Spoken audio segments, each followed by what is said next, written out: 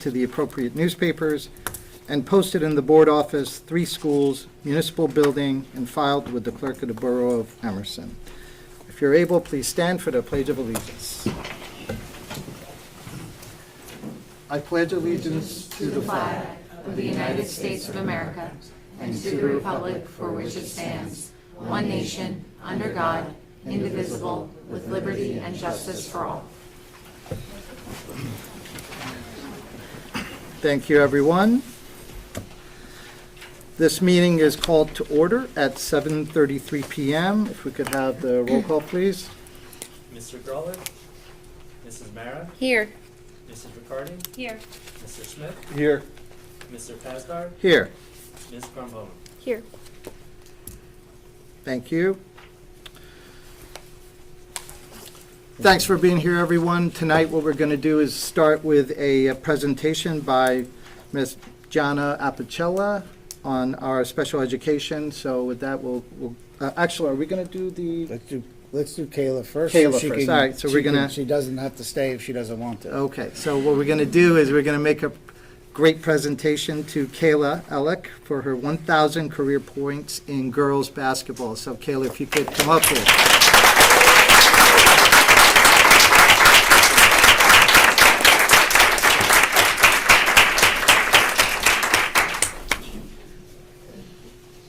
First question. How long am I not?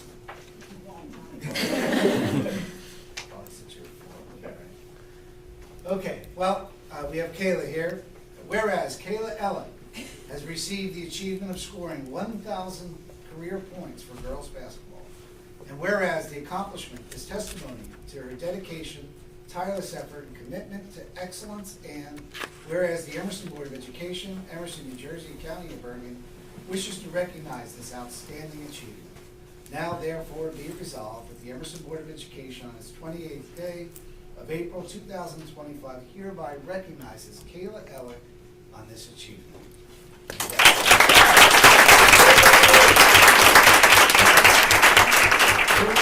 Who's the last person to receive achieve 1,000 points here? My sister.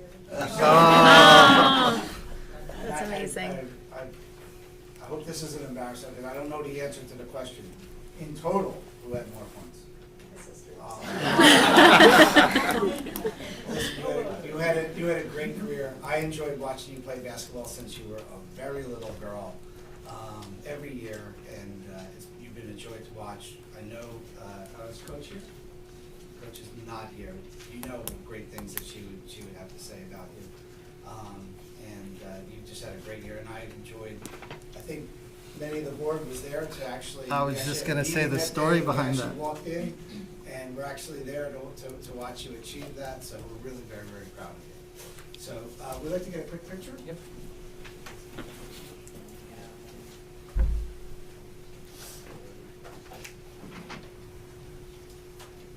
So here you go. 1, 2, 3. Okay. Great job. Thank you.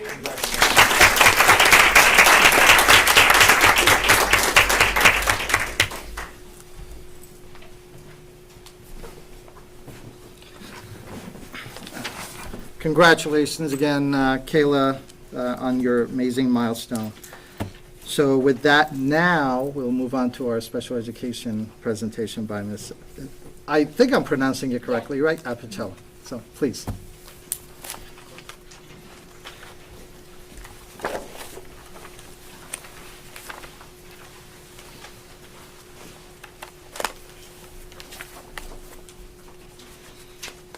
So I'm Gianna Apicella, the Director of Special Services, and I'm here with some of many valuable team members, and I'll introduce them. We have Lauren Foca, who's our learning consultant in Emerson Schools. She sits on the child study team. We have Jess Espinoza, who is our principal of Volano School. We have Emily Cooper, who's our district BCBA. Amanda Benetti is the social worker at Volano School. We have Kristen Donde, who's our social worker on the child study team. And Kristen Mahajer, who is the learning consultant at the middle school, high school level. and then Amanda Gataletta, who is our school psychologist at the middle school, high school level. And I say some of many valuable team members because there are so many people that play into some of the things we're going to talk about tonight, and I want to make sure that we acknowledge all those teachers and administrators and specialists and other CST members who couldn't be here tonight, that it takes a village for sure. So these are some of the many valuable people that work with our students who need supports. So tonight we're going to present on a variety of different supports that we offer students in the general education environment, what those system of supports look like, and how we move along with students in other directions if we find that our supports aren't as effective as we'd like them to be, and what are those different routes that we take. Hi, everyone.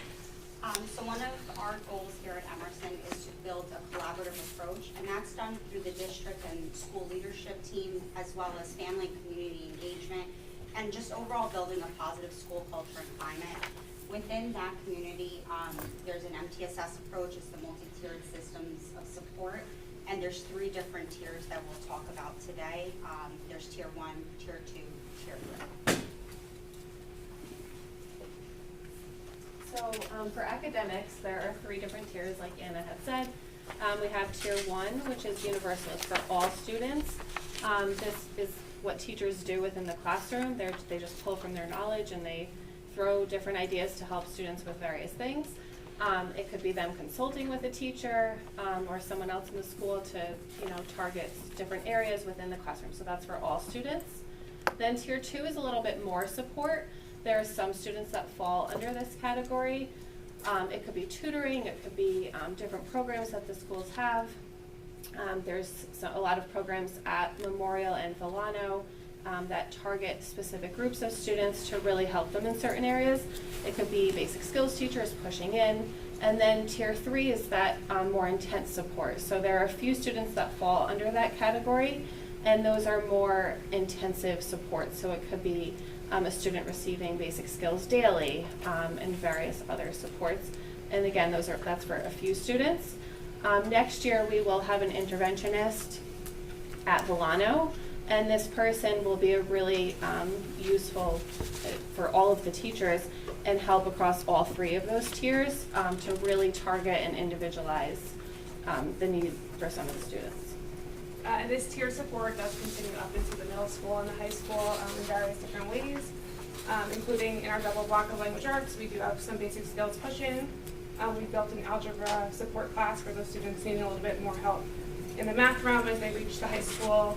We have some tutoring available up here as well, and we've built plans with multisensory reading approaches to better assist students in all the different tiers.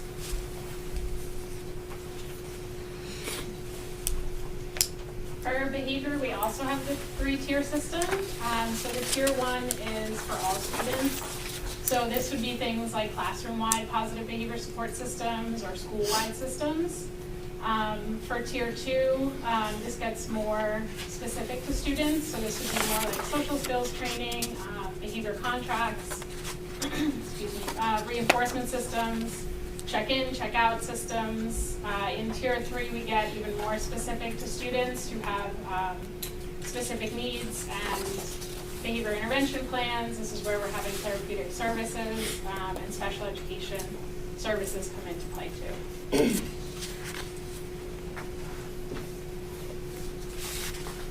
I'm going to apologize for my voice first before I start speaking. Okay, so once again, we have the 3 tiers of support. So for social emotional learning, in these 3 tiered systems of support, at tier 1, we see, again, that support for all students. So this is where we really focus on promoting social emotional learning across basically all students in all grades. So this is where we see school-wide SEL programs. For example, at Memorial, we have heart-centered classroom. And then at Milano School, I push into classes with the health and wellness teacher, Ms. Malzahn, to teach some SEL classes to each of the grades. And then at the high school, character education, some more SEL-based supports there. At the tier 2 level, this would be for students that are showing some more signs of need. So maybe some anxiety, some friendship conflict, relationship conflict, things like that. And this is where we kind of implement that small group intervention, so some social skills groups, small groups of 3 to 5 students being able to target some specific skills, and even some counseling check-ins, so being able to check in with students on a monthly basis or twice a month basis just to check in with how they're doing. And then in Tier 3, we have an even smaller group of students who need some more individualized support. And so that individualized support can really look like one-to-one counseling. That can look like some behavior support plans, which can be put into different INRS plans or 504 plans. And then additional mental health support, which can often come in with our West Bergen mental health social worker, Ms. Gordon.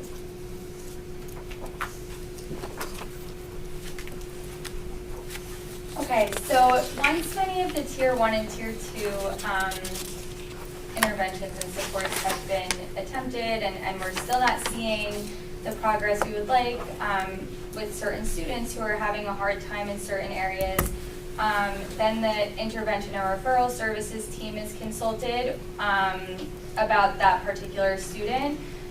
So a teacher will identify a student, bring up that student with the INRS team, which consists of different professionals in each building, myself included, so usually a child study team member, an administrator, counselors, different specialists that kind of bring in all their perspectives to come up with a plan for a student on how we're going to help that student make some meaningful progress and get to where they need to go. So in the INRS plan, so it'll be a document that's created for a student in need. It'll discuss the area of concern.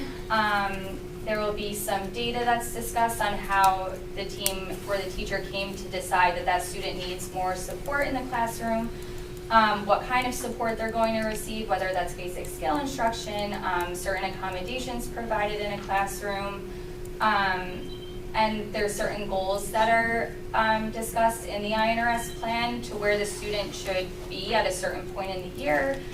Based on those areas of concern, their progress is monitored, and then the team meets several times throughout the year to talk about how they're doing and then what needs to happen from there on out.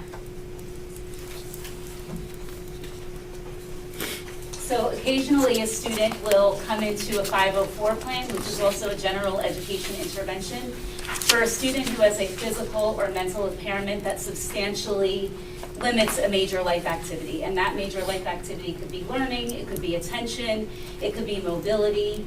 And the goal is to provide equal access for that student. The big difference between a 504 plan and an IEP is it is about providing access. It is not necessarily about providing a specialized educational program.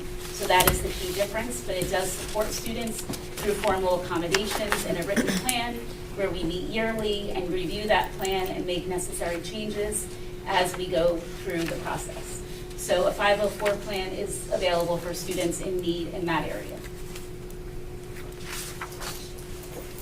So there are times where we've engaged in all of these parts of the process for a particular student, and we review data and we have ongoing meetings to analyze the data and determine if what the interventions are effective in making some kind of progress with the student. So with that, we look to refer students to the child study team when we have more questions. So at that point, at the end of that process of exhausting everything that we have gone through the INRS team, through the 504 team, or possibly just through the INRS team, the Intervention and Referral Service team, we may question, is there a suspected disability? And if that question comes up multiple times throughout the process with the family and the student and the staff that work with the student, we ask ourselves a few questions to make that determination if it's time to evaluate the student. So we ask ourselves, are the learning, behavioral, or developmental issues that we're seeing or concerns that we have for the student impacting their educational environment? We also ask ourselves, is there lack of progress? Are we targeting a specific intervention that we don't see improvements with? And how long has that been happening? Is there some progress that's relative to that student's strength, or some progress that's aligned to the skill that we see a deficit in? That's good. If we don't see progress with the interventions we're putting into place, we ask ourselves if there is an underlying potential disability. We collect a lot of data throughout the process to determine if there's growth. And we look at different concerns we may have for the student, whether it's socially, emotionally, behaviorally, or academically. And with that, we analyze, have we exhausted everything? And this could be over time, this can be through multiple years, maybe multiple months, depending on the lack of skill acquisition that we're seeing and the data we're collecting. And if we feel that we've exhausted everything, it's a team decision that we walk our parents through that process of determining that an evaluation is appropriate at this point, because we're suspecting a learning disability. And that process is really to rule out, is there a learning disability? And if there is, what we can do to assist the family. So just through our brief discussion this evening, we wanted to, create some kind of image to leave you with as to what all the experts in the district do for our kids, and through collaboration and through every tier, we make sure that the students' needs are identified early, we support them effectively, and we address with the collective expertise of the team what it is that we can do to support that child. So together with administrators, teachers, staff, specialists, counselors, we work together to support our students. Great.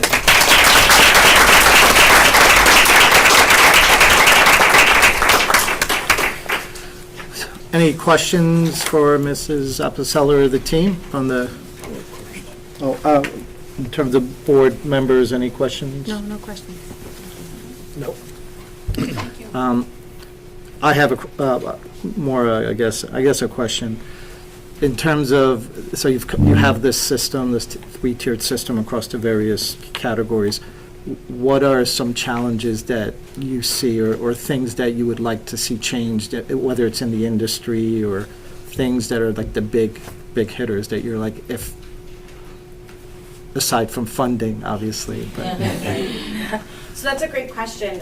Just starting out this year with pretty much a new child study team, we've been able to target those different things that we noticed we could do differently or maybe do better to support our students. And we've already implemented those kinds of systems where we felt that the team could have used a child study team member to give some input and feedback, having those experiences of students with learning needs and having a lot of strategies in their toolbox, right? We all have strategies, but coming together as a team, having more specialists on the team, we found that that was a great improvement to make for this school year. And data collection, we can collect data on so many things, and we want to make sure that it's aligned to the deficit we're seeing. Right. Or the gap that we're noticing. So we want to make sure the data we're collecting is specific to the need that we see and the goal that we have for the student. And that gets challenging because data is not easy to collect, and it can be overwhelming to do in a classroom while you're teaching if there aren't other support members in the classroom, like a paraprofessional or other specialists. So we offer ways to support that through having our BCBA go in, or having a social worker, or our learning consultant this year on both levels. Both teams have been able to do some screeners for students that we weren't doing prior to make sure that we're pretty confident that we're at that part of the process. We need more information and a referral is necessary. So we've been targeting those types of things that we feel we could do differently and support our students more, and we're still working on that. So Great.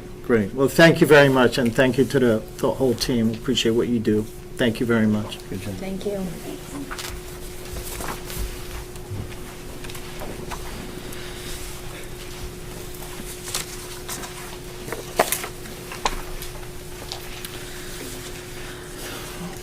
We're going to go ahead and open the meeting now. Mrs. Riccardi, would you mind opening the meeting to the public? I move to open the meeting to public for input and comments on agenda items only.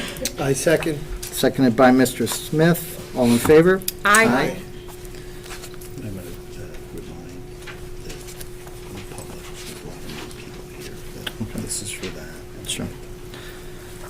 So Dr. Nisanoff suggested that we may have some new people in the crowd, so just as a reminder, or for those who are new, if you have a comment to make, you can step up to the podium, mention your name and your address, and make your comment. And Agenda items for the first Right. part, but then we open it up again. to- on the agenda items only, and then the second part is going to be for non-agenda items, for anyone who's not familiar with that process.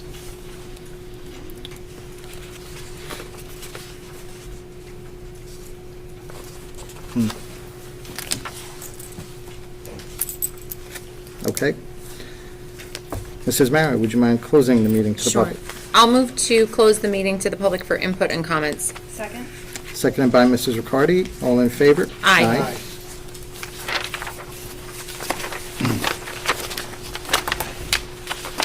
So before we go ahead and have the board vote on the agenda items,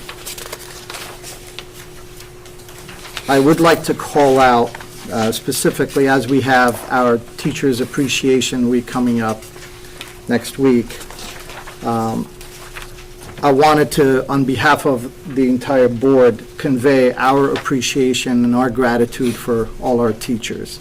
You spend so much time with our students, you give of yourself, not just the time that you spend in the classroom, but the time you spend outside the classroom, coming up with lesson plans, dealing with things that you weren't taught necessarily in your education, and dealing with all the things that you have to deal with. So to all our teachers out there, I personally wanted to convey, and on behalf of the entire board, how much we appreciate and the gratitude that we have for all of you. And I hope there's many of them out there watching, and if not, I hope they watch it later. And if not, I'd like for those who are here perhaps to convey our gratitude and our appreciation to the entire teaching community. So thank you for that, and I'd like to give you a round of applause.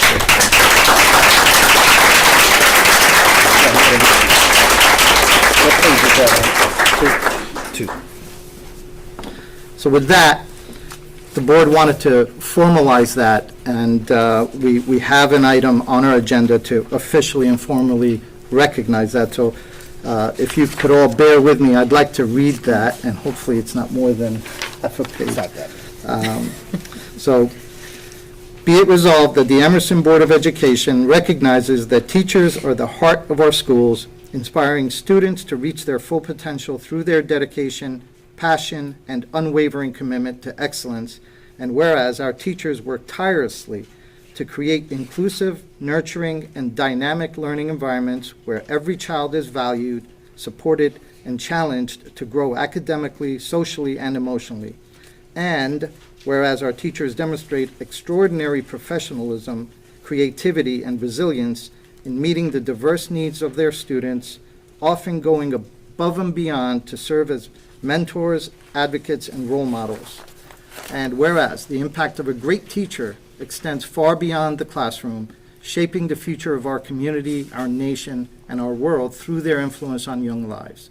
And whereas the Emerson Board of Education reaffirms its unwavering support for all of our teachers and expresses profound gratitude for their essential contributions to the success of our schools and the well-being of our students. Now, therefore, be it resolved that the Emerson Board of Education proclaims the week of May 5th through 9th, 2025 as Teacher Appreciation Week, and encourages all members of the Emerson community to join in recognizing, celebrating, and thanking our teachers for the extraordinary work that they do every day. So thank you again to all our teachers.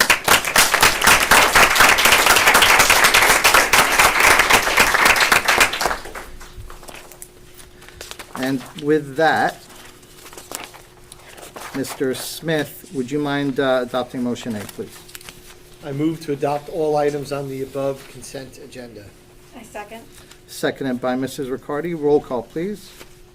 Mrs. Mara, Aye. Mrs. Riccardi, Aye. Mr. Smith, Aye. Mr. Pasdar.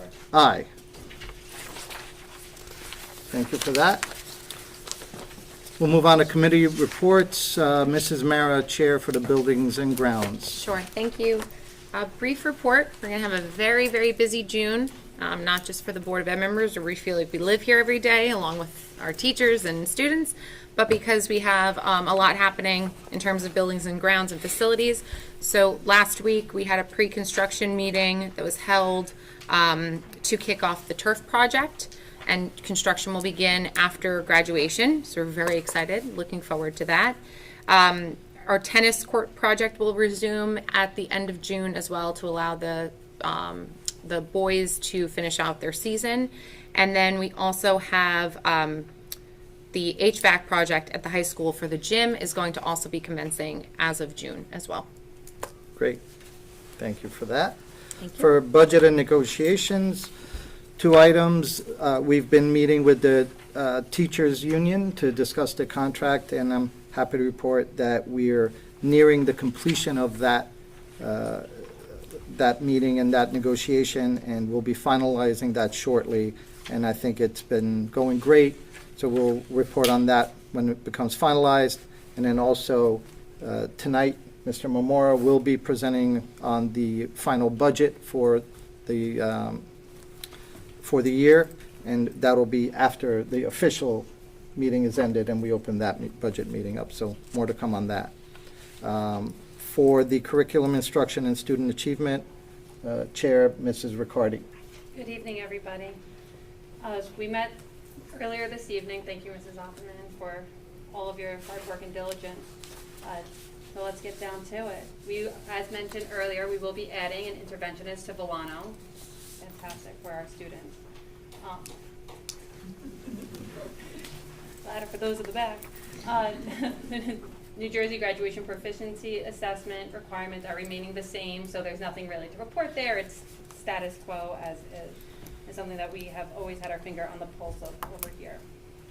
Something absolutely worth mentioning is that a school performance report came out, and our AP score is as an astounding 66.9% of students, we'll call it 67%, whereas the state is at 35.9, and we'll give them the 36. So absolutely fantastic.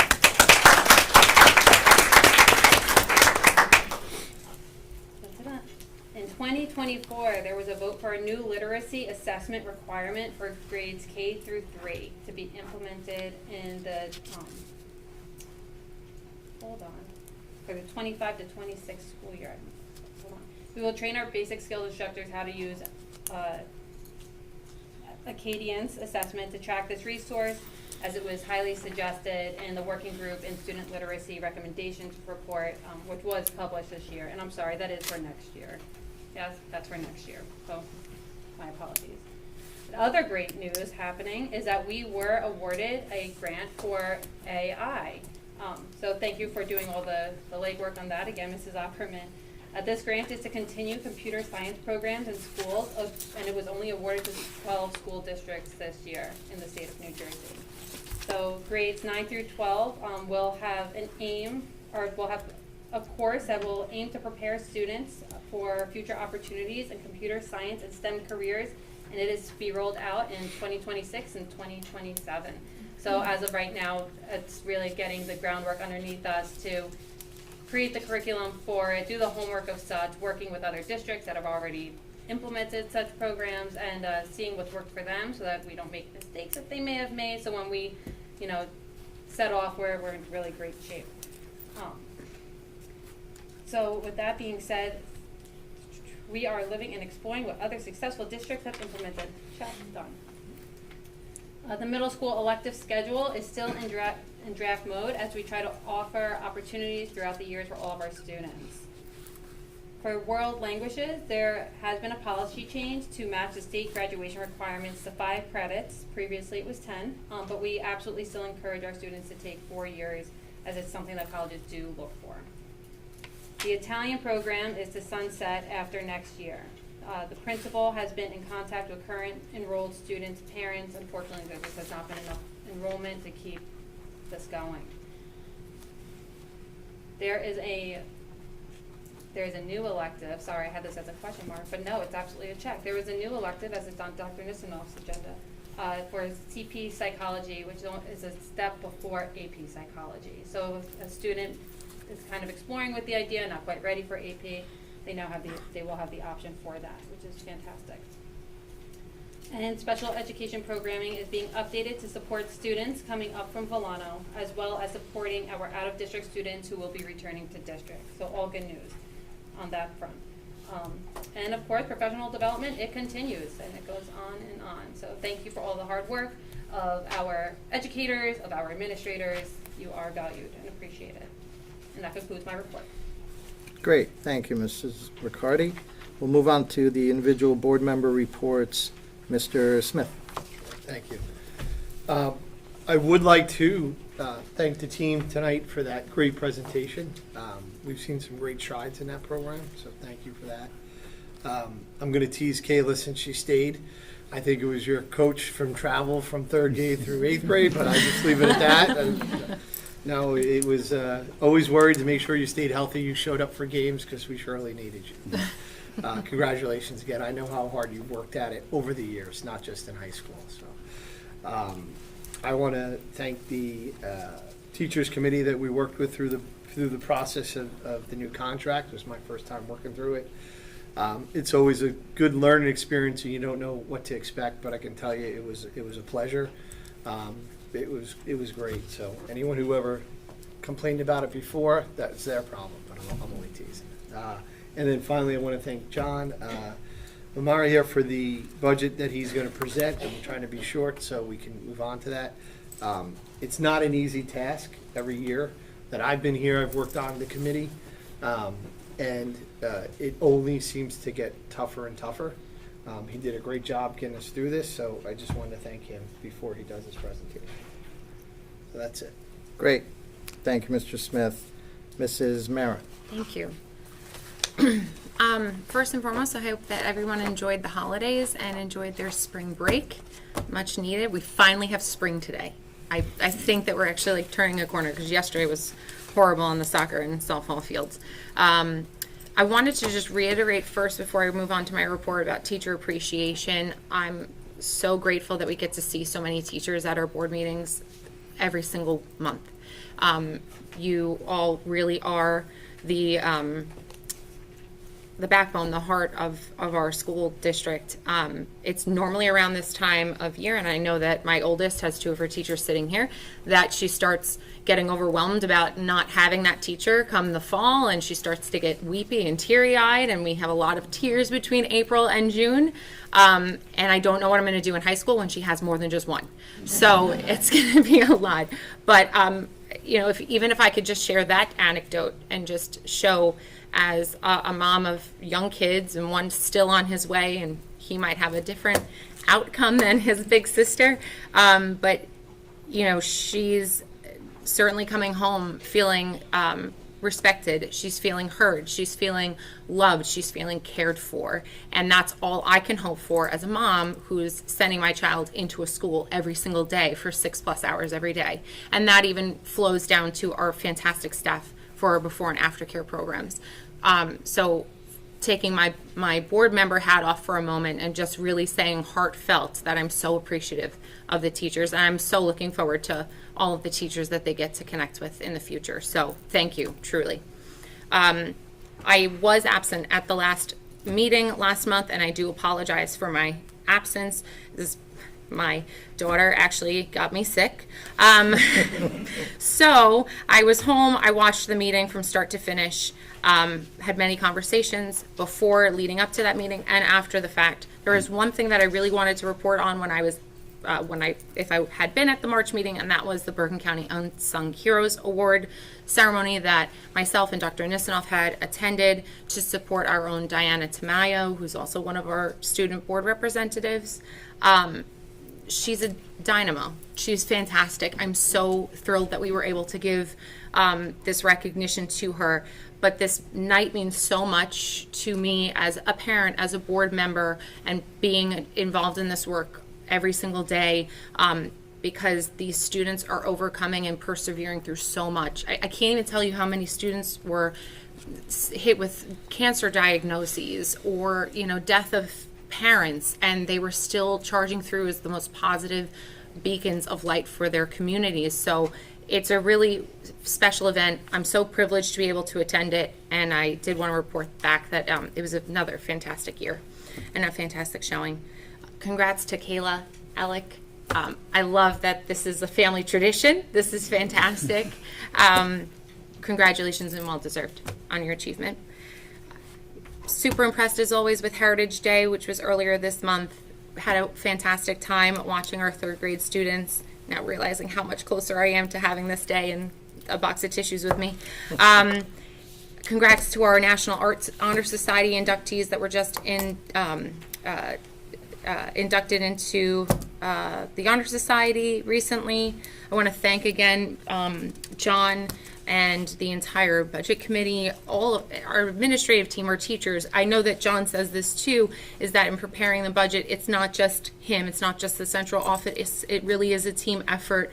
And so I do want to acknowledge you too as well for all of the efforts that you put in. On the agenda, we approved the Kreskill contract, the cooperative contract for the football team for this upcoming year, and I'm very grateful for all of the efforts of Dr. Nisanoff in bringing us to the finish line, or the goal line. I don't know what. Yeah, the end zone. Thank you. Not a football mom.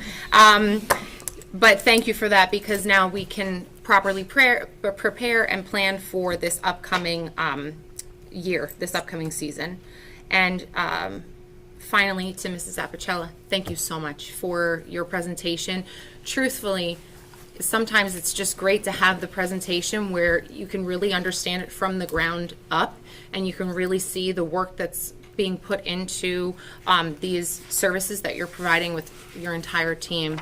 And it's great to be able to see it just laid out, so that's very comprehensive and easy to understand as to how much hard work and effort is being put into all of our students for meeting their individualized needs. So I really do appreciate that, and we knew you were going to hit the ground running last summer when we approved you, and it's clearly showing. So thank you very much for this. And that's my report. Great, thank you, Mrs. Mara. Mrs. Riccardi. All that. This past month has been incredibly busy. Before I jump into that, thank you very much to you and your team. You guys have been absolutely fantastic. To Mrs. Mara's point, it's wonderful to see everything from the ground up, especially if you have never lived it. I can appreciate how a parent or a community member is just almost confused, right? It's almost as if you're up against a brick wall. You're intimidated by it. And when you have such a great team behind you and, rooting for you, it's not intimidating at all. So thank you for all the work that you do. It's greatly, greatly appreciated. And thank you to all of our teachers. Very excited to celebrate you all. Always, always, but definitely next week we'll be coming in with bells and whistles on. So thank you for all the hard work that you do, all the kindness, compassion, and I mean, truly, just the work that you do for each individual student is par to none. Each child is an individual, and you give that attention, you give them that care, that guidance, and I have never felt anything other than that by you. So thank you for all of your hard work. Wonderfully appreciate it. This past month, I too did also miss, unfortunately, the last meeting, but I too watched it and had, again, many conversations throughout our team. I did attend the DEI committee meeting. We had a really great showing with the DEI committee meeting this past month. So thank you to all who attended. Spring sports, we're in full swing here. Yesterday we were up from 8 a.m. and home at 8 p.m. And I just said to my husband last night, I think that this is how our next 10 years are going to be of our life. And this is, I'll see you then. But I love you and see you then. Kayla, congratulations. Absolutely, what an astounding accomplishment. Mrs. Ellick, I don't know what you're giving your children, but it's paying off. So fantastic, congratulations. I attended the STEM night this past Friday, which was wonderful. It's always wonderful. Thank you to Marcy Pasercia for all of the hard work that she does. And she did let me know that she is not going to be running it any longer. So thank you to her for all of the hard work that she's done throughout the years. And she has all that work, not just from her, but from all the volunteers, has become an integral part of my family annual dynamic. So we appreciate her. Heritage Day was wonderful. I mean, absolutely wonderful. You could tell the amount of work, the heart, between the teachers, the students, the administration. It's a collective effort, and I loved every second of it, almost as much as they did. So, and for the Seussical, if anybody here was able to go see the Seussical, what a treat. I mean, the talent that these students have is fantastic. Mr. Gibbs, Miss Benetti, and Miss Beckley, truly, I don't know. There's a certain place in this world for you, and you have found it. Thank you for being here with us. Absolutely. How could I forget? John, thank you, Mr. Marmora, for all the hard work that you have done for tonight's planning meeting and for your team. Truly, without You guys, we would just be operating, you know, like willy-nilly, and that's not appropriate. So we appreciate all the hard work that you do, and looking forward to it. And that concludes my report. Great, thank you, Mrs. Riccardi. Board President's report. So the good thing about going after all of the individual reports is that my fellow board members are so eloquent in conveying the recognition and the thank you for all of the good things, but I'd be remiss if I didn't mention them. So I'll go through them quickly. First of all, Mrs. Apicella and the entire team, thank you, not just for the presentation, but just the work that you do to bring and present that to us. What you do is hard work. It's hard work, it's sensitive, it's just amazing what you do, and again, you know, in the spirit of teacher appreciation, I'd like to show our appreciation and gratitude for what you all do in that really important work. So thank you to the entire team and all of the people behind you who support you. So we appreciate that. Kayla, congratulations. I love the fact that the night of that night, we, Mr. Smith and I, were meeting with the teachers to have our discussion on the negotiations, and we all broke before we went to our meeting and said, Kayla's playing, we think she's going to do it tonight. So we all went into the gym. I don't know if you noticed us there standing in our suits looking like a bunch of out-of-place people in the gym. And we got to witness it. And I've never witnessed anything like that, so it was a special treat for me. So I just wanted to say congratulations and well done. Teachers. I'm back to the teachers, and everyone's like, okay, we get it. You appreciate the teachers. But if it seems like it's repetitive, it's by design, because I think it's warranted. If it was up to me, it would be Teachers Appreciation Year. All year round, people should be acknowledging what you all do and what the teachers do and what you give to the community and to the students. So I want to make it redundant that everyone should be looking at what you do and appreciate what you do. So thank you again for everything that you do. I was able to attend the National Arts Honor Society. Congratulations to all of the inductees. Logan Clavel and Isabella Lupano, the co-presidents, did a great job of making their presentations, so great job to them. I was not, unfortunately, able to attend the Heritage Night. It's the first time in my tenure as a board member. The only good thing about that is that I didn't have to hold it together during the whole ceremony and act like it wasn't affecting me. So I'm glad that it went well. And Was it Cry Fest? This is a Cry Fest. So anyway, great job to them. STEM night, I believe Mrs. Riccardi captured it well. They always do a great job. I'm sad to see that Mrs. Pasercha is not going to be involved in that anymore, because I think she's been doing a great job, but I know that others are going to step up and make that another hit next year. And also Susical, I was able to attend that, and I tell you, they did a fantastic job. I wouldn't have guessed that it was students at that level performing at that level, so great job to them, and it really was great to see. So congratulations to them. And with that, I'll wrap it up and pass it on to our student representative, Ms. Grompo. So just before spring break, at the high school, we had our Spirit Week and our pep rally, which is a really great time for all the students to come together and celebrate each other, where the Cavo Cup was presented to the senior class. That Cavo Cup is based on spirit points, involvement, which is a really great way to get a lot of students involved in things. We also got the opportunity to present the Cavo Gold Award, which is presented from the Student Council to a staff member every year, that as students we find it defines what it means to be a Cavo and is always positive and uplifting as a staff member. So this year we got to present that to Mr. Ponchak, which was a really great moment. We also, Key Club was able to take around 15 students, along with some advisors, to the city for the Midnight Run, where the students will get donations from nearby grocery stores or donations from community members of clothes, where we can hand out food and toiletries and clothes to the homeless. So that's a really great experience for students that are able to go there. And then, as mentioned, we do have Teacher Appreciation Week coming up, so the Student Council is very excited to show our appreciation to all the teachers every day next week. Great. Thank you. Dr. Nisanoff, Superintendent's Report.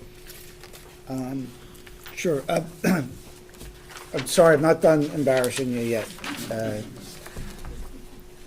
Where are you going to school next year? Virginia Tech. Awesome. ACC? Yep. Awesome. And, I can't let a meeting go by without having some discussion. Or how did my playlist go? It was great. It was a hit. It was a hit? Yeah.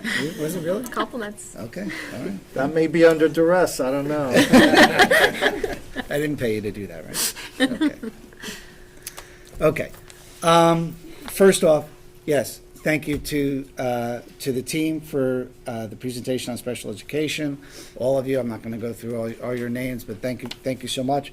The only thing I'm going to add to what Mr. Pazar had to say about the work that you and the rest of the team that's not here.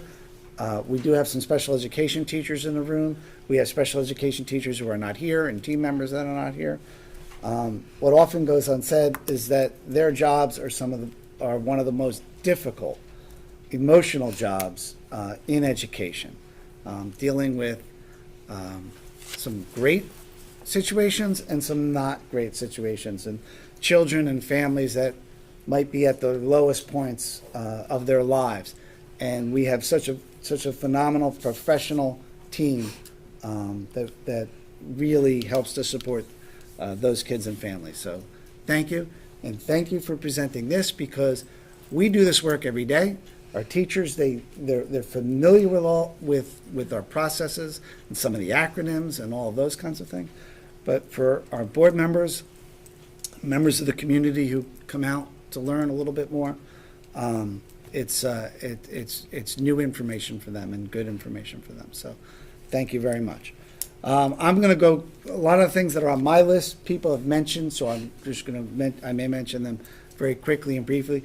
Yes, the STEM night was the first one that I had missed in a very long time. I just want to shout out and thank all the teachers, the parents, and administrators who were there volunteering and helping through that night. Thank you very much. Memorial School hosted a power hour of principals from throughout Bergen County came to Memorial School, to tour Memorial School, to look at our program, look at our facilities, talk to teachers, talk to Kristen Gagliano as well. The feedback that came from that was amazing. So many kind words, and administrators that were impressed with Memorial School.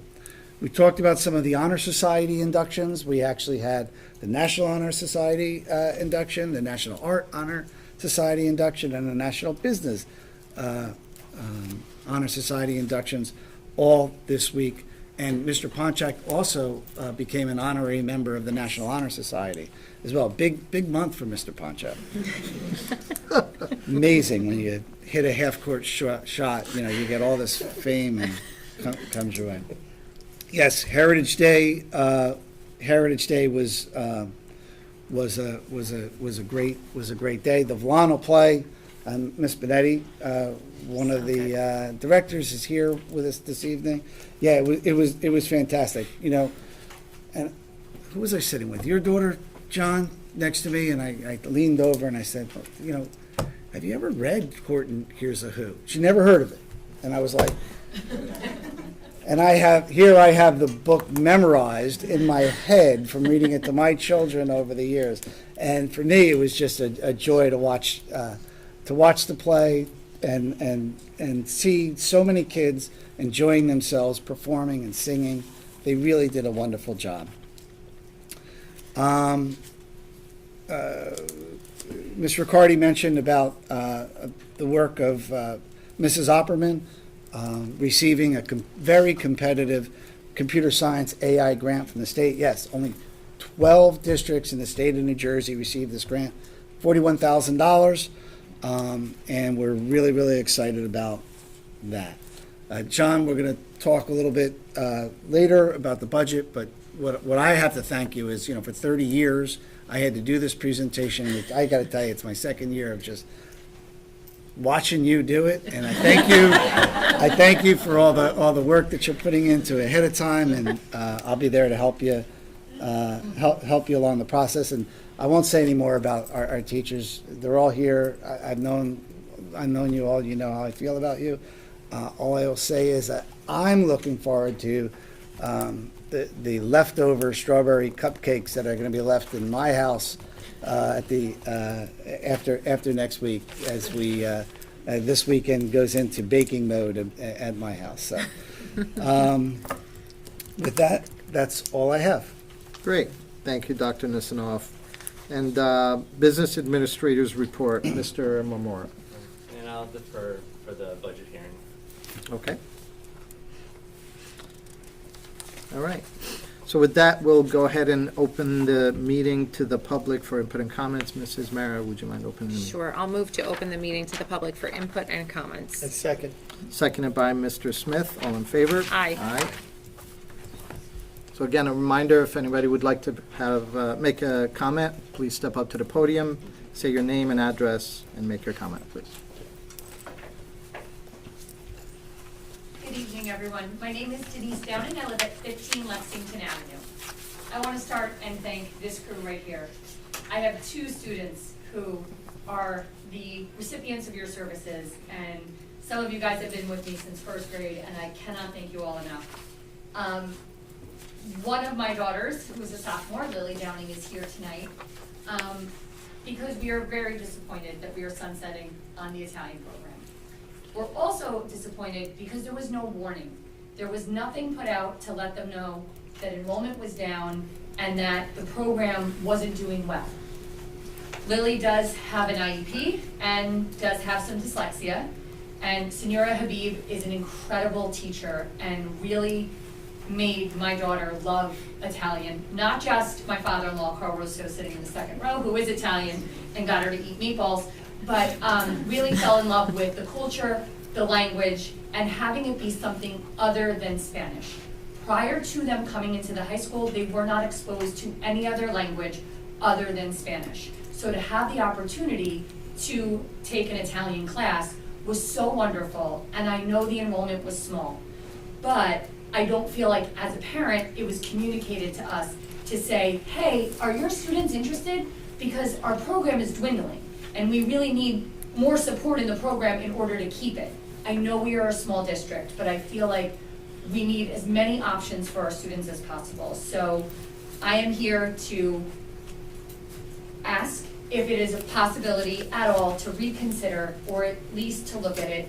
You have students who are in the middle school now who have heard about the Italian program from their older siblings who are excited for the opportunity to try to take it. You know, trips to Italy and some of the Italian club things that were just enacted just a few years ago, because I know it was a fairly new program to begin with. Would love the opportunity to have this relooked at and the possibility to give it one more try, or reach out to the parents to encourage their children to maybe get the enrollment up to see if this could be a viable program in Emerson. Thank you.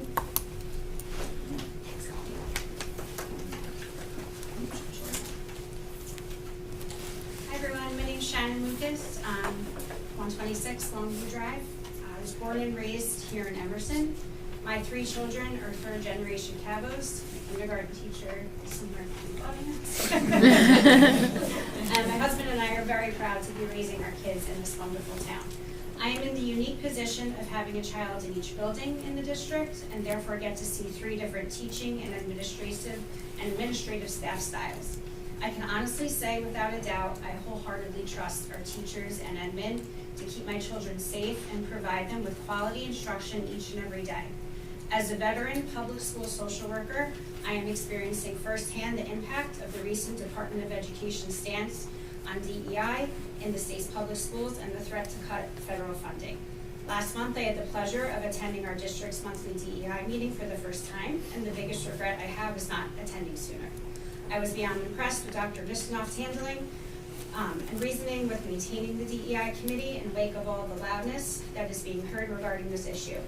During this meeting, some parents of out-of-district students emotionally spoke about how federal funds have helped the district in providing FAPE, or a free and appropriate public education, to their children who are currently thriving in their academic placements. Now more than ever, the value of inclusivity is paramount.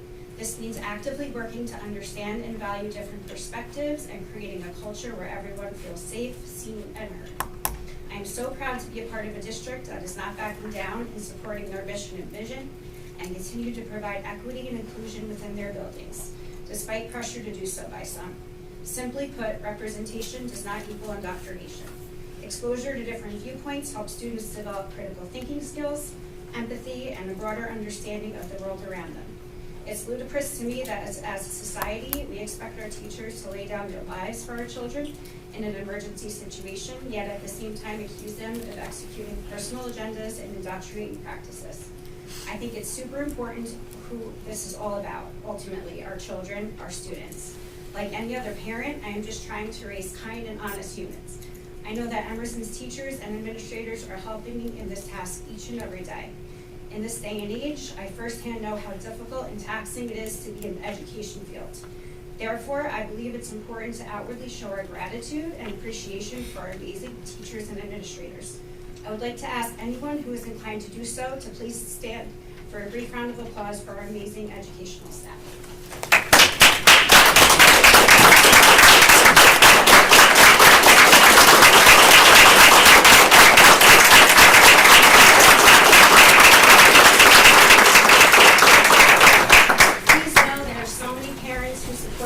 And we're very thankful for all you do. Thank you. Thanks. Thank you.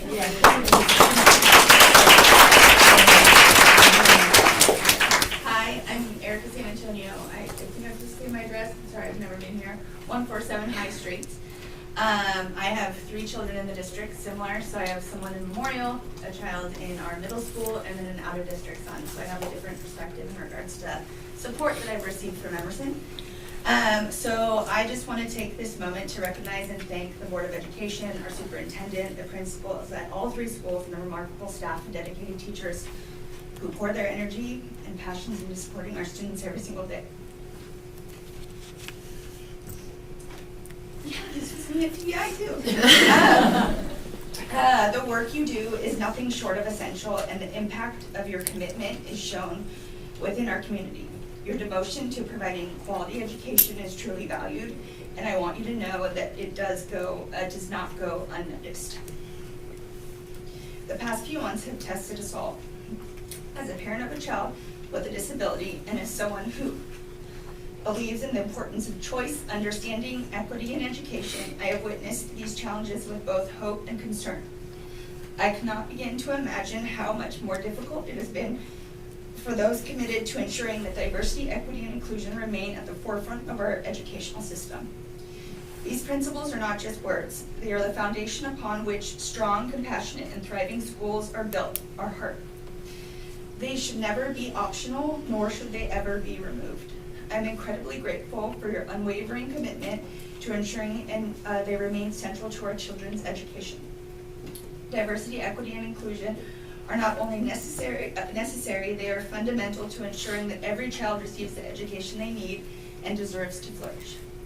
Every student is unique, and when we embrace and adapt their individuality, we enrich our schools and strengthen our communities. This is something we must always uphold. Having lived in multiple states, Oregon, Washington, California, Georgia, Virginia, and now New Jersey for the last 12 years, I've had the privilege of experiencing various educational systems firsthand. Through these experiences, I have gained deep appreciation for how fortunate we are to raise our children in a state, community, and district that truly strives to keep their best interest at heart.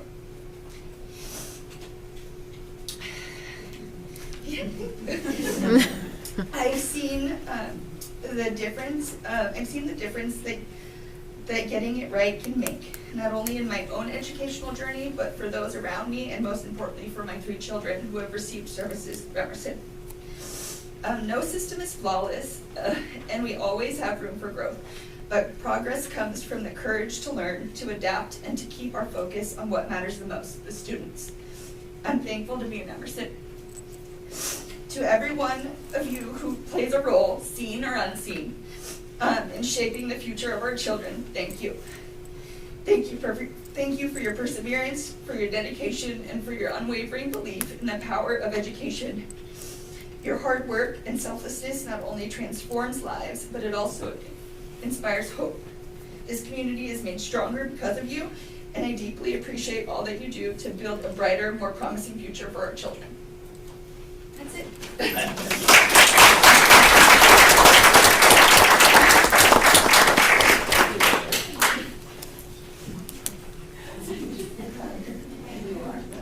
my name is Lily Downey. I don't have a speech prepared. I just want to talk straight from my heart about the Italian program.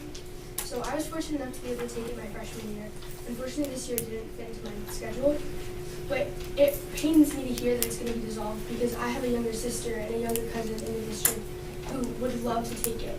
And the fact that it was offered this year to the middle schoolers as a second option and it's going to be ripped away from them is truly heartbreaking to me because of how much this program helped me. As my mom stated, I have dyslexia and it's really hard for me to learn a different language in general. So when I was in middle school in different schools, it was hard for me to learn Spanish. So being able to come and have a fresh start at learning a new language so I can get my grades up and really understand what I was learning truly helped me in such a long run. And Senior Habib was my biggest supporter in all of it, with accommodating me with different tests and assignments, to just being there for me during office hours to make sure that I knew what I was doing so I wouldn't fall behind. And it really saddens me to know that we're going to be dissolving it because students aren't going to take it. But it also hurts me to hear that you guys aren't willing to give the students a chance because you just offered it to the 7th and 8th graders and now you're not going to be able to see who really wants to take it. I recently started a petition when I first heard about it, and I have over 400 signatures from people in and out of the state and our just town in general about wanting to support to make sure that this doesn't go to waste. Other schools have multiple different languages, and the fact that we will only have one really hurts because this is about diversity and really opening up ourselves to people and learning about other cultures. And learning Italian was probably the best thing that could have ever happened to me because it made me closer to my culture and my grandpa, and it made me closer to my peers. And I made so many friends in that class, and I was able to really learn where I came from.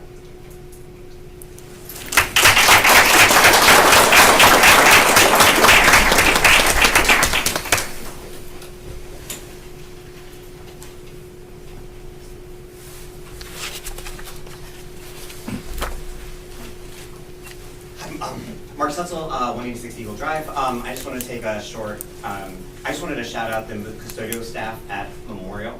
I had the privilege of being able, for the first time, being a rec coach for 7th and 8th grade boy basketball. And I just really appreciated how every time I would arrive, the gym was ready, the staff was around. It was just so easy to coach and just be able to focus on the kids because the place is great. And also, we have the upcoming PTA book fair at Memorial, which is always held outdoors, and the staff is always great in accommodating us, helping us, being there to set up, being there to close down too. So I just want to say a big thank you to them. We couldn't do what we need to do without them.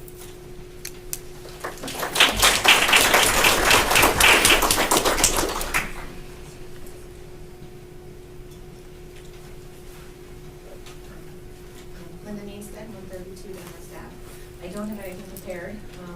I'm just kind of getting up on the fly, but I came tonight because I wanted to voice my support and appreciation for the school district and the teachers, and to reiterate a lot of what people have said here tonight. I have 2 kids in the district. I also grew up in Emerson and I graduated from here.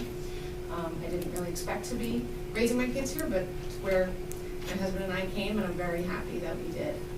I always feel like it was the right choice, the right place to be. I feel the kids are safe here. Without a doubt, the teachers here they put themselves out above and beyond, whether academically or for their things outside the classroom. So much of what the teachers do above and beyond has shaped them, and it's made their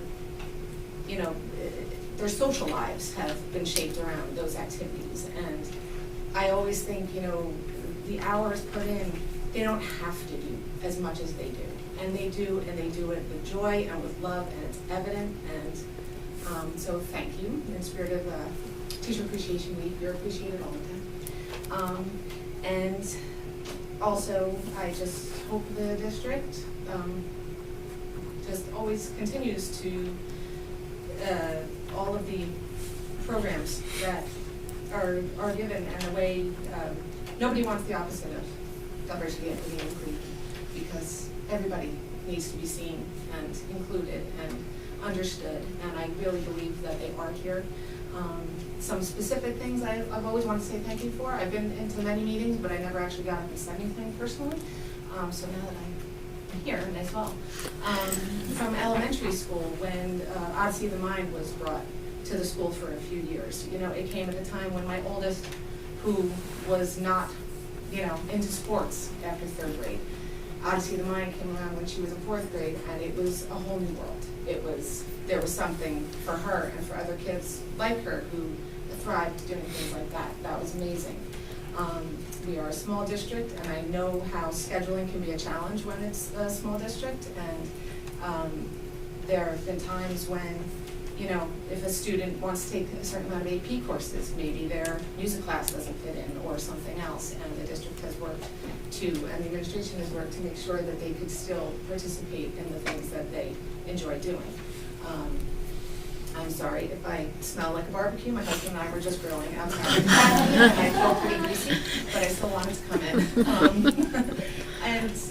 I know I wanted to say more, but basically just thank you. And I don't know what I'm going to do with myself in 2 years when my younger one graduates. I'm going to have to, I don't know, maybe just get a job working for the school or something. Thank you, and go Cavs.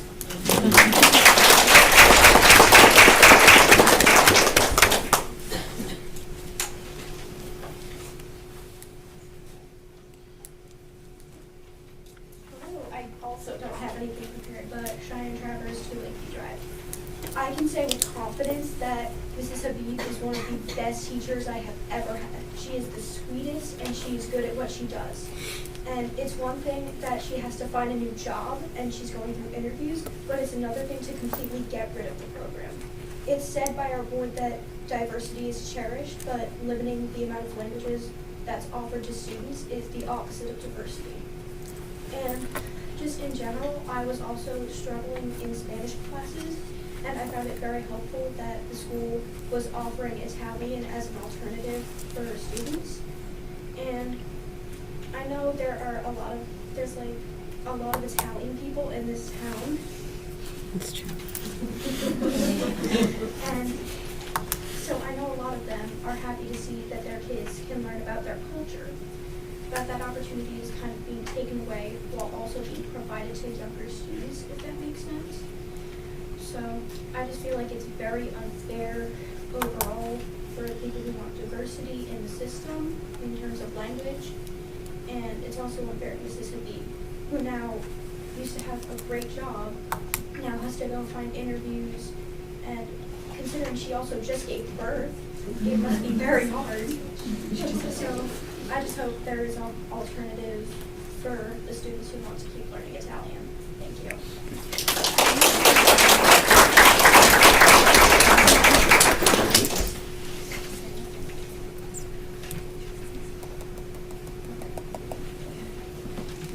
I promise I'll be really fast. Danielle Ignazzi, 64 Muncie.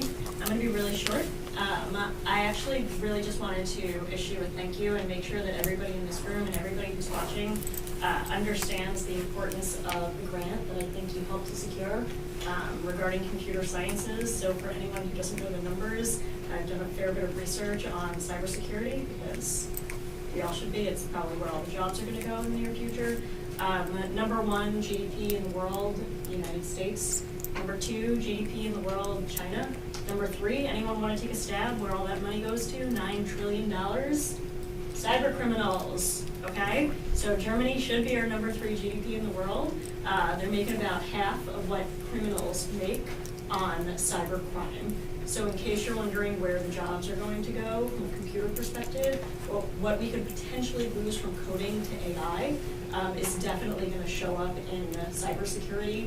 So it's a really hotbed, and there's going to be a lot of opportunity there. Your kids who are into computers and coding should definitely be exposed to it. So I think that what you've done by bringing in this grant is going to be phenomenal to get a lot of kids who are so inclined to go down that path, headed towards a very rich environment where there's going to be a lot of job opportunity. So I just wanted to issue my thank you to everyone involved in getting the grant. I think it's truly phenomenal. Thank you.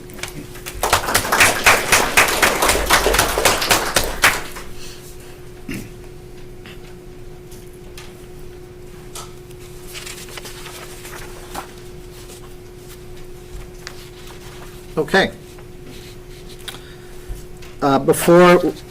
Before we close the meeting, well, actually, let's go ahead and close the meeting. Mr. Smith, would you mind closing the meeting to the public for input and comments? I motion to close the meeting to the public for input and comments. I second. Seconded by Mrs. Riccardi. All in favor? Aye. Before we go ahead and adjourn this meeting, I'd like to address Ms. Downing. First of all, I just want to say how proud I am of the fact that you took something that you cared about and you took initiative and you tried to do something about it. So that's exactly what we want from our students, is to think, take action, and go out there and try to make it happen. So I commend you for that and for you to get up and speak. So well done on that. I'm very proud of you. I'd like to say that in regards to the petition, from what I understand, and I don't know if this is a function of just the program, the petition, or what it allows you to do, but from what I understand, there's a decision maker that it allowed, and I'm sure you know that I was listed as the decision maker. So I just want to make it clear for anybody who might think that an individual board member has the ability or the responsibility to make decisions on individual curriculum. Okay, right. And so I'm addressing you because it was your petition, but just really for anyone out there, if nothing else, just educational, that no individual board member or the board collectively as a whole ever makes a curriculum decision, right? We're a policy-making board. That's why we have people like Dr. Nisanoff and Mrs. Opperman, who's the director of curriculum, and along with other people that Mrs. Opperman works with, a curriculum board and other teachers and the principals and such, they are the ones that, collectively make decisions on curriculum. So for anyone out there who thinks that Bruce Pazdar is good at, I just wanted to make it clear. It's more because I just want to make sure that people don't think that, whether it's Italian or anything else, that board members don't make decisions like that. There's more that goes into it. So, but again, I want to thank you for taking the initiative and, appreciate you getting up and making your voice heard. I will say that, in our last meeting, not specifically regarding the Italian curriculum, but we had mentioned that when people get up in a board meeting and they make comments, it means something to us, right? That we take that feedback and we discuss it. We don't just dismiss it. And that the same thing applies. That, the issue of communication, we'll discuss that and see, okay, is there something that we could have maybe done differently? Maybe there's more to it, maybe there's not, but I just want to make sure that, we address it. And if there was a different way that could have been done that would be better, then we'll figure it out and discuss it and go from there. So, but again, thank you for your initiative, and we'll, more to come, I guess, for that. And then from what I understand, there is a path for existing students to continue the Italian. So that was important, that wasn't something that we were looking to just eliminate those who were in the program right now. But again, we do the best, and I know that Dr. Nisanoff and Mrs. Opperman, there's many things that go into consideration of something like that. And so we keep the idea of what is best for the school from all these different factors as we make that decision. So I just wanted to make that clear, but thank you again. Can I say something in addition to that, Mr. Pasar? Yes, please, go ahead. Because I've sat in on the curriculum meetings, and it's not an easy decision to take away a language, right? An opportunity from our students when what is really wanted and needed in the hearts of every educator that is out there is to give as much opportunity as humanly possible to our students. So it wasn't an easy decision, and correct me if I'm wrong again, but implementing Italian into the 7th and 8th grade was a means of effort to try to save the program. It wasn't to be like a teaser and then rip it away. Unfortunately, that is how it's been perceived, but that's not what the intended purpose was. So it really was to try to save it, to try to boost, excitement about it earlier, and then unfortunately there just isn't the enrollment that's there. I did take Italian in high school. I loved Italian also. I understand and I appreciate, all the work that's been put into it. I'm very thankful that there is a path moving forward so that students can, finish up what they started, and then hopefully down the road there will be interest in more languages, whether it's Italian or Chinese or Arabic, and we're able to really just, hone in on something exciting to offer to our students. So, but absolutely applause on making the initiative of taking a stand. It's not easy to do, and we need more of that in this world. One final comment on that is, and lucky for me, the email address that was listed for the decision maker was not correct.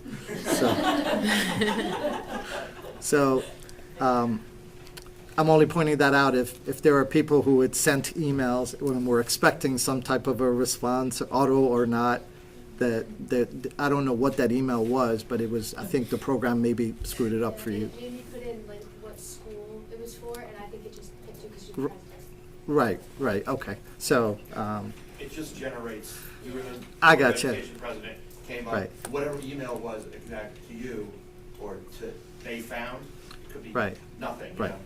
Well, somebody out there got a lot of somebody- angry Right. emails. A lot of angry Italian emails. Right. That's what came out of there. Right. Yes. We know a guy.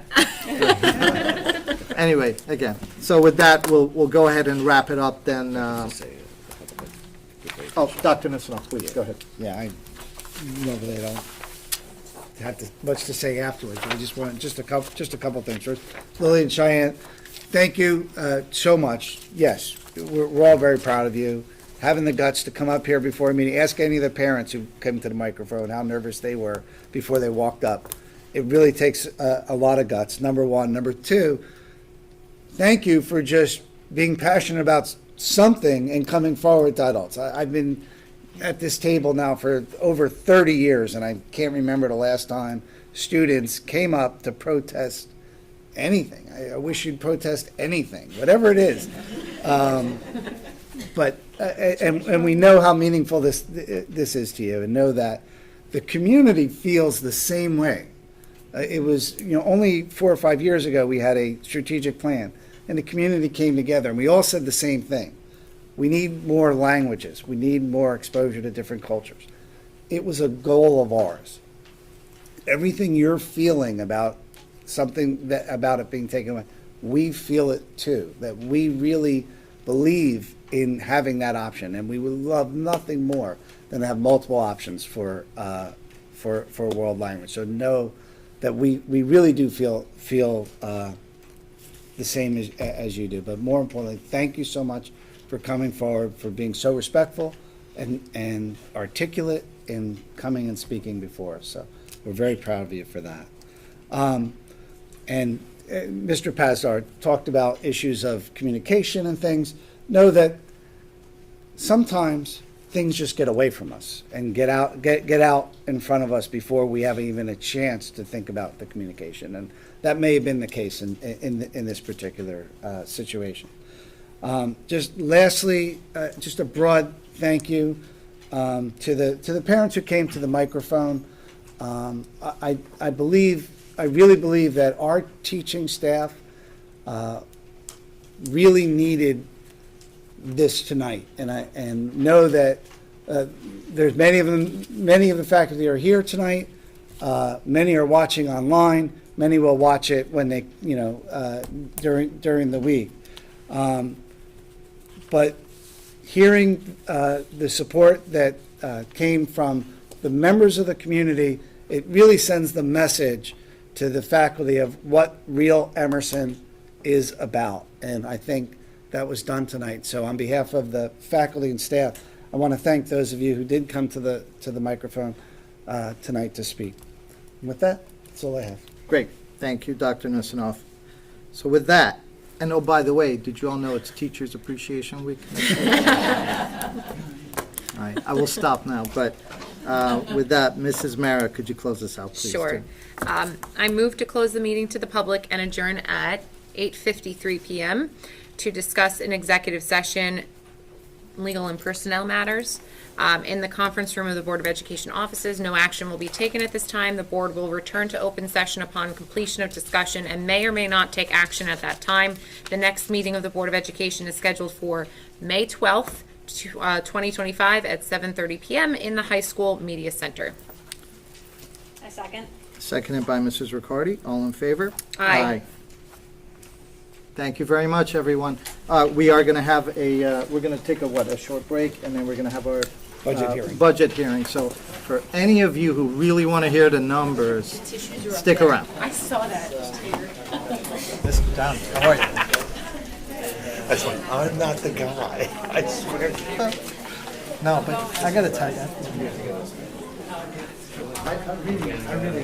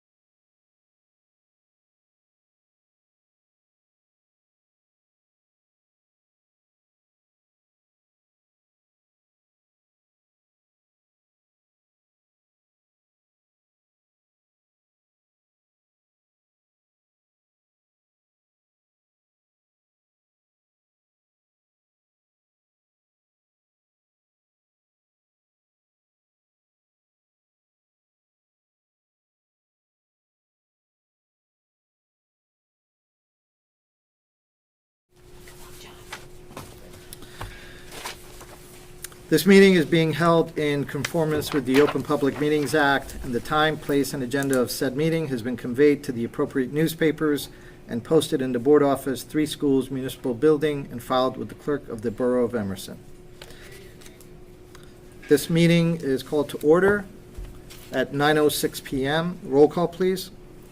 Mr. Garlick, Mrs. Mara, Here. Mrs. Riccardi, Here. Mr. Smith, Here. Mr. Pasdar. Here. This time, we're going to have our business administrator, John Marmora, make the budget presentation. Mr. Marmora. Thank you.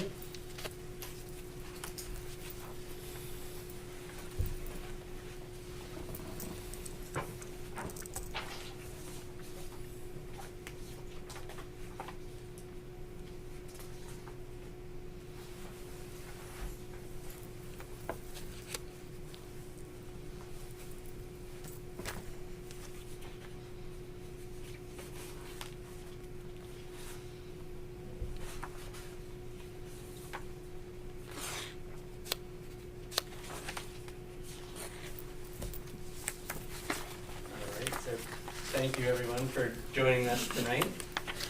My name is John Mamora. I'm the School Business Administrator / Board Secretary, and tonight I'm going to be presenting on the 25-26 school year final budget. With me also presenting a little bit later is going to be Dr. Nisanoff, Superintendent of Schools. So just before we get into it, just going over a couple of the keynotes that we'll be going over tonight.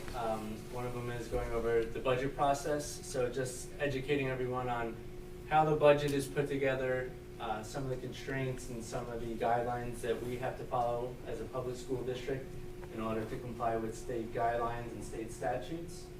And then we'll go over some of the budget facts that are unique to Emerson's budget for the 25-26 school year. After that, we'll go over some exciting capital projects that we have lined up. We'll go over the tax impact for the average assessed home in Emerson, and then we'll open it up to a Q&A session. So the budget process for Emerson starts early. It starts in September, and in September that's when I start to develop the budget calendar, which is a document that lists major milestones and deadlines that have to be met during the budget planning process. This document is actually approved at our October board meetings, so the board reviews it and approves it at the October board meeting. And as you can see here, it involves all stakeholders, teachers, principals, all the way down to the board and the finance committee. We use what's called a zero-based budget building process, which basically means that we start from scratch every year, start brand new. We take a look at every line item, and every expense that's listed has to be detailed and come with a justification. Next, as we work to compile the data, we start looking at our estimated revenues and our expenditures. We start to forecast some numbers, and specifically our state aid, which we won't get until well into the budget process, typically the end of February. And then we compare that with some estimated appropriations, which was unique for this year because we were in a labor negotiation, so trying to hit a moving target on the largest cost center proved to be one of the challenges. And then all the while, we're using our strategic plan and district and board goals as a guide to make any decisions, any hard decisions that come about during the process. And now the budget, it's approved in a 2-step process. So first is a tentative budget, which we had approved at our March board meeting. And the goal of the tentative budget is to get it to the county so the county can review it for accuracy and compliance. Once the county takes a look and gives us the okay and gives us the approval, that's when we can come back and see if any changes need to be made. If not, we advertise the budget. In this case, we advertised the budget well in advance to the meeting, tonight's public hearing. And that brings us to tonight. So tonight it's a public budget hearing that the public can have input on the meeting as they so choose. If all goes well tonight and the budget does get passed, we'll post the user-friendly budget right on the district website on the front page for everyone to see within 48 hours. I'll work with the borough to certify the tax levy, and then we'll finalize data input in the district's accounting software system to start getting purchase orders ready for next year's budget. So going over some of the budget facts, now this is the general operating budget, doesn't include any of the capital projects or debt service. So for 25-26 school year, we're looking at a budget of $28,110,555. So when compared to this current year, the 24-25 school year's budget, we're seeing a budget increase of $1,263,715. So now this is the number that we have to hit on both sides of our appropriations and revenues to balance the budget. Now a quick rundown on how we get to that $1,263,000 number is a listing right now of different cost centers that are in the budget. So number 1 and number 2 are always going to be salaries and health benefits. Since we're a public school district, we're in the education and related services industry. Salaries is always going to be our number 1 priority, focusing on salaries and health benefits. Unfortunately, this year we saw double-digit increases to our health benefits, well into the 14-point-something% for health benefits, which causes a large increase to that specific cost center. So you'll see $621,800 just for health benefits. Next comes our insurance. This includes our liability, auto, casualty insurance. Next up, another large cost center this year, also seeing double-digit increases, and I'm sure for residents too, they're seeing it for their PSE&G bills, estimating a 17% increase on heating and electrical costs. So B&G, which is building the grounds, that cost center actually went up quite a bit in comparison to prior years. Modest increases to professional services, that's our attorneys, auditors, architects, and then rounding out with miscellaneous, that's our health services, technology, such as ink, toner, that kind of thing. Now with the appropriations, we also were able to see some cost savings. So you see the salaries is a high number.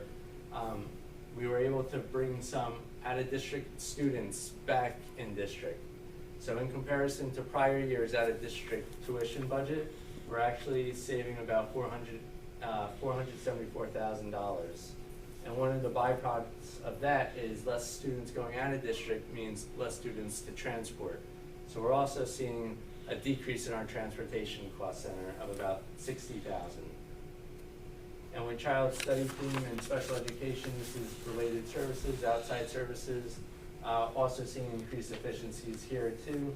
So when you add all of these up, this is the appropriation amount broken down of all the increases. It's about same number, $1,263,715. So now to balance this out on the revenue side, we have an increase of state aid. So we received the good news in February that we were going to get an increase of about $88,000 in state aid. We're increasing our extraordinary aid allocation in the budget. This is going to be to offset a specific and unique one-time cost. And with extraordinary aid, we fill out an application of all reimbursable expenses, special education reimbursable expenses, and we do get a prorated amount. So we're expecting to include this also in the amount that we go for the extraordinary aid application. And then we have an increase in miscellaneous revenue here. So this is for interest on investments, out-of-district tuitions that we're getting from receiving districts, and also preschool tuition that we receive.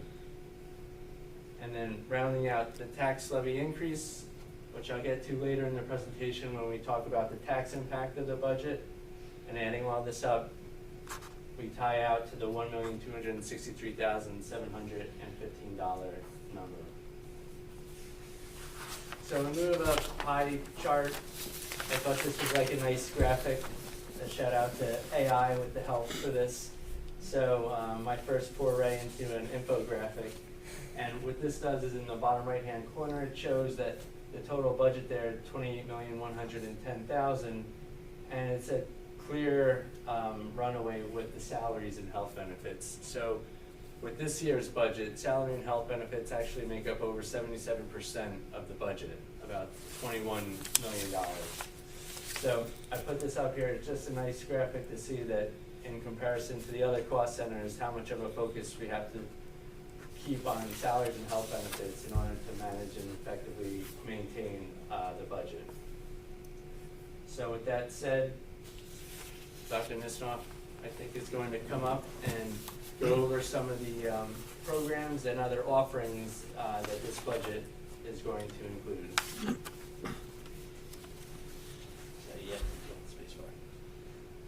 Okay, so some of the things, nice job, John, explaining Thank you. appropriations, revenues.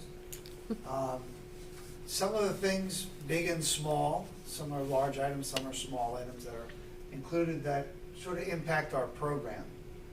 First one that we have up here is increasing teacher salaries. Mr. Pazdar spoke earlier about and Mr. Smith spoke about negotiating with our teachers. So part of this budget does reflect a commitment by the Board of Education to increase teacher salaries substantially. And so part of that is reflected here in this budget. Increasing regular education support. You heard the child study team in their presentation spoke about increasing interventions for education. Part of our work, if we want to best help our kids, number one, and at the same time, because this is a budget hearing, reduce costs for special education, is put more resources to regular education. We did that, the board did that this year with Memorial School, and next year we'll be able to add an interventionist at Volano School as well. Increasing STEM opportunities at the high school. We talked about the grant that we were awarded that will go to supporting some of the programs we have at the high school. We talked about that would help. We're going to work towards developing a coursework for the subsequent school year. But this year, we're looking at implementing a middle school STEM or STEAM. We talked about STEM or STEAM, but it's going to be more STEAM, cycle, and an engineering course as well at the high school. We're looking at improving our parent communication software platform. It's kind of been an issue. We've been talking about that. We have some disparate systems that are legacy over the years, everything from our messaging, calling messaging for emergencies to our newsletters. So we're looking at perhaps a new unifying platform to use for improved parent communication. Last year, we added after the budget, but we want to continue that this year, which is our community parent liaison, who's doing a remarkable job outreaching to members of our community who might find it difficult communicating with school administration, school teachers. Expanding in-district special education programs. The team, as you know, was up here earlier. How we're able to work in our interventionalists at Volano School comes from some of the expansions that we're doing at the high school. So we're expanding special education programs that will also bring in some of those out-of-district students back into district.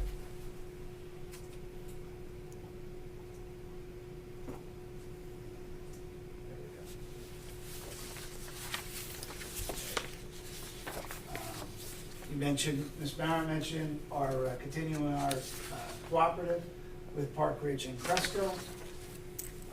One of the things that we're looking to do with this year's budget as well is expanding our in-house internship program. Currently, we've been contracting out with Pascack Valley Regional, and we're going to continue to do that next year. But at the same time, we're going to expand our in-house capability as well. Talked about, Mr. Riccardi mentioned the new course that we're developing at the high school, a college prep psychology course. And we're going to continue to maintain our small class sizes, pre-K through 12, and we're going to continue to support our outstanding academic achievement. So that's all I have. I turn it back over to John. Thank you. Okay, so now we could just kind of go over really quickly some of the capital projects that we have lined up, and some really exciting capital projects here. So starting off with the baseball and softball turf field. So this is turfing the existing baseball field and then adding a new softball field in between the baseball field and the Board of Education offices. This is scheduled to start in the summer of this year and should be ready for the spring sports season. Next up is the Volano Classroom Project. So this is an additional phase in a long-term project. Last year we did 2 classrooms. This year we're being a little bit more ambitious, and we're going to go for 3 classroom renovations this year. And then finally, rounding out with the high school gym HVAC project, which is also starting this summer, and we hope to have it ready for the start of school in September. So that'll be nice for the warm summer days in September. Also, I had the note on the bottom there, so just important to note that this is utilizing capital reserve funds, so we're taking a withdrawal from our capital reserve account, and it has no impact to the tax levy that we're going to speak about now. So now, speaking on the tax levy, to do the maximum tax levy calculation here is to get the current 24-25 tax levy, and we can increase it by 2%. That's the state maximum. So now we're at $23,984,280. So that's the pre-budget amount. Now there's different allowances or adjustments that the district does have that they can use to increase that by. In this case, we had a large increase in our health benefit premium costs. So we had a healthcare adjustment of $496,747.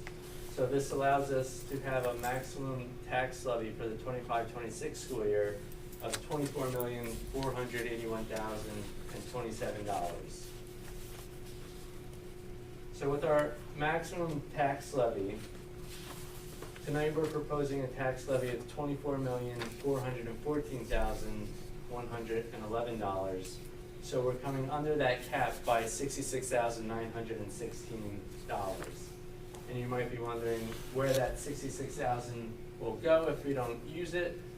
So it goes in a separate holding area. It's called bank cap. So we'll have access to this $66,000 for the next 3 budget cycles. So bank cap is something that the district can draw from in the future years. So it's peace of mind to know that if we didn't have adjustments for, in this case, healthcare that we're taking advantage of, we can go to something called bank cap. And now the tax impact that this is going to have on the average homeowner. With the debt service, we were able to save a little bit. We made a large payment to debt service to lower the overall tax levy increase. So it's an overall increase of about 3.4%. And what this equates to is the average assessed home in Emerson is up a little bit from last year. This year it's $447,845. So that equates to about $299 a year, or $24.92 per month. Any questions?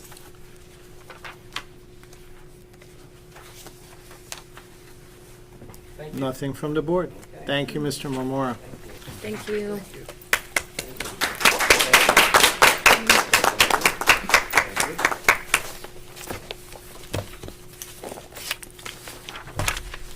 Anything you want to add before?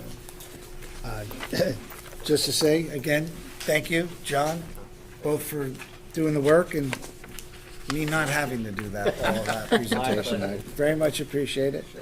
And no, you work very, very hard. I know you've been working for now a couple of weeks on putting these figures together, checking the math, and all the work that goes into getting approval by the county. Very much appreciated. You did a great job. Yeah, and again, thank you from the entire board, but again, a lot of the behind-the-scenes work that you have to do that is unseen, so we realize that that's hard work, and thank you for that. And I very much appreciate it, and I would think the public as well, that the breaking it down in simple, understandable concepts and numbers that are relevant to people. So even though there's bank cap and, all these things, to explain it in a way that is understandable, I think is great, so thanks for that. If no questions or other items from the board, we'll go ahead and close the meeting out.